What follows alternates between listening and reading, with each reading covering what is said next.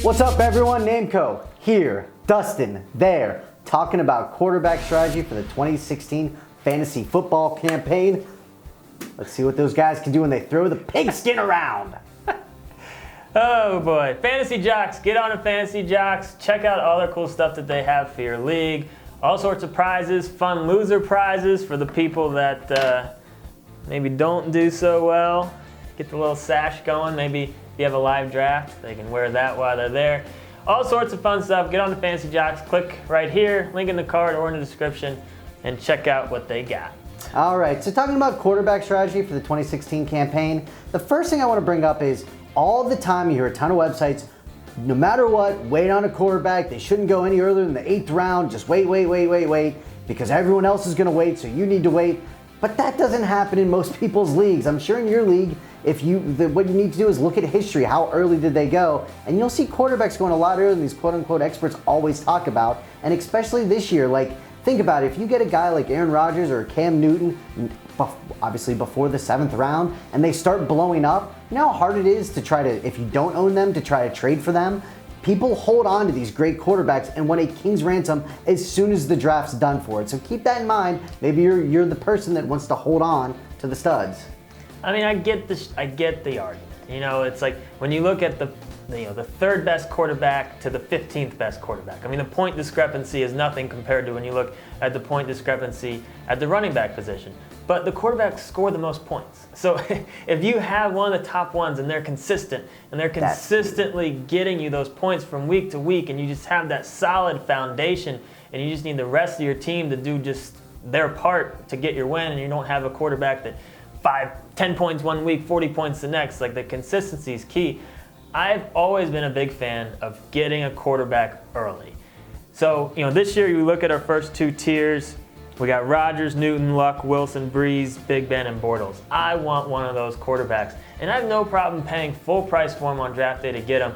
And I was, when Luck and Rodgers were going in the first round, I was one of those people doing it, because I want that top quarterback. I want that quarterback that has that potential to just go nuts every week, but their floor is still higher than most quarterbacks in the league. So I have no issue with paying full price or even slightly paying more than what people are willing to do on draft day just to lock up one of those guys. And that's what's key, right? Dustin said it best. The difference between 3rd and 12 might not be huge when the season's all said and done, but maybe number 12 had like 2 really big games that helped you, and the rest threw 1 or 0 touchdowns in them, which kills you. Consistency what's key, and the elite guys you have to assume are going to be more consistent every single week, so keep that in mind. And if I'm not getting one of those top guys, what I love to do, and big strategy for me this year, is going to be taking Tom Brady, dealing with the 4-game suspension, and getting another guy like a Matt Ryan or Romo or whoever as a replacement for those first 4 weeks. I think that's a great move to do, because based on Brady's ADP, you can get 2 quarterbacks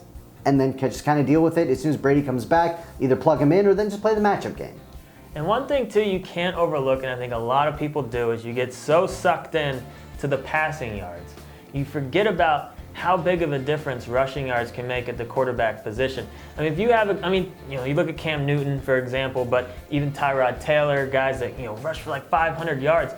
500 rushing yards at the quarterback position is, depending on your league settings, roughly 1,500 passing yards. So if you're at 3,000 passing yards and 500 rushing yards, you're at 4,500 passing yards. And you compare that to a Matt Ryan who doesn't really run that much.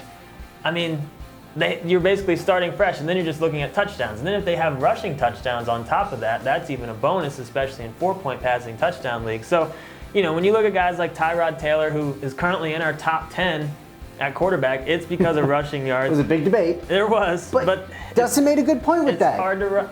It's key to know that if you do the ×3 equation, it's a huge difference. I mean, it makes a big difference. And even later on, you got guys. Ryan Fitzpatrick throws in some sneaky rushing yards. Even Alex Smith, Mariota, and also too Ryan Tannehill, the guy that's on our sleeper list that we think could really rebound this year. He would be another guy that I would be very excited to pair with Tom Brady, because he throws in 200-300 rushing yards. And that's a big bump, 300, that's almost 1,000 more passing yards. So don't sleep on the rushing yards when looking at quarterback. So that is our quarterback draft strategy. It has changed a decent amount with all those early round guys really flopping last year. So don't be afraid to adjust your strategy, but don't adjust too much. Get onto our site, get our draft guide. We've beefed it up a lot this year. We got comments in there on every single player that we've ranked. Leave comments about what you think about our draft guide. We spent a lot of time on it. We want to know what you think. And our photo contest, get onto Instagram, hashtag FST photo contest. We want pictures of fun things that you do in your league. If you have loser prizes, if you have a big giant party. Our turnout for the contest is very poor to this point. So our first 5 entries, we're gonna send you a koozie. Get on there, make sure that you follow us, because if you're set to private and you send us a picture, we can't see it. But the winner of the photo contest is going to get a Fantasy Jocks championship belt, and I know that you want that.